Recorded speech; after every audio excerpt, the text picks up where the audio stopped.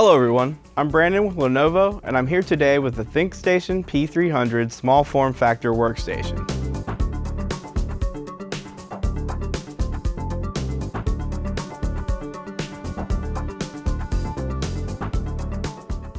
Today we are going to be replacing the microprocessor and heatsink fan assembly. This process will take about 30 minutes, and you may want to have a little experience working with computers before attempting this. The only tool required will be a Phillips screwdriver. Before we continue, we need to make sure that we are protected against electrostatic discharge, or ESD. Make sure to shut down the computer and disconnect all cables and accessories from the system. For further information, watch our Understanding Electrostatic Discharge video by clicking the link in the description. Now that we're ready, let's get started. To remove the cover, we must first remove 2 thumb screws.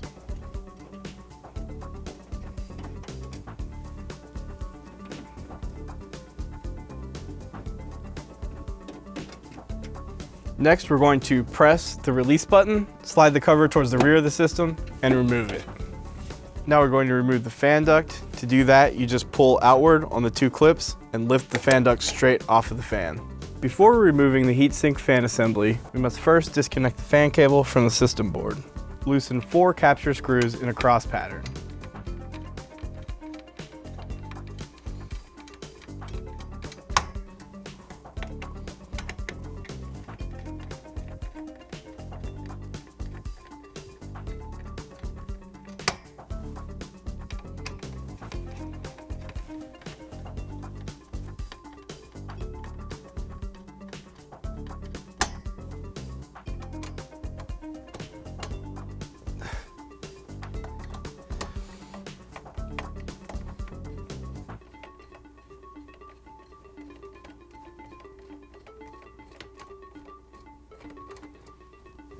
After the screws are loosened, you could reach in and grasp the heatsink fan assembly and pull it from the system. Now we're going to remove the microprocessor. First, we want to press down and outward on the lever to open the CPU door. Then, we're going to reach in, grasp the processor around the edges, and lift it from the socket.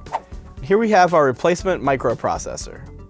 When replacing the processor, it is important that the triangle marking in the corner of the processor lines up with the triangle marking on the system board.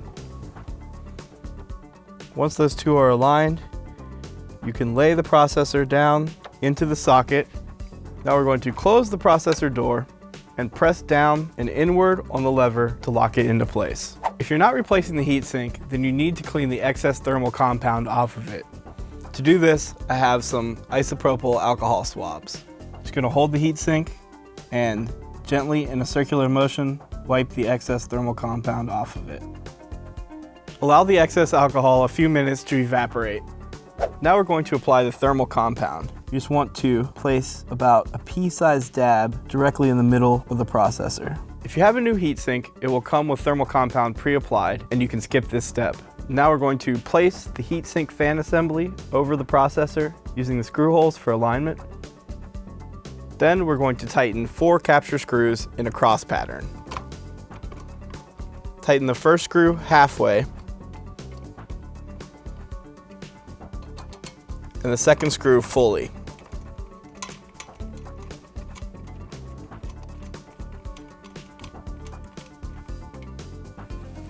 Then tighten the first screw fully.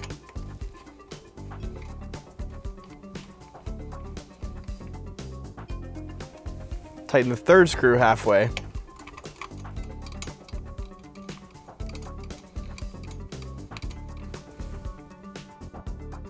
And tighten the 4th screw fully.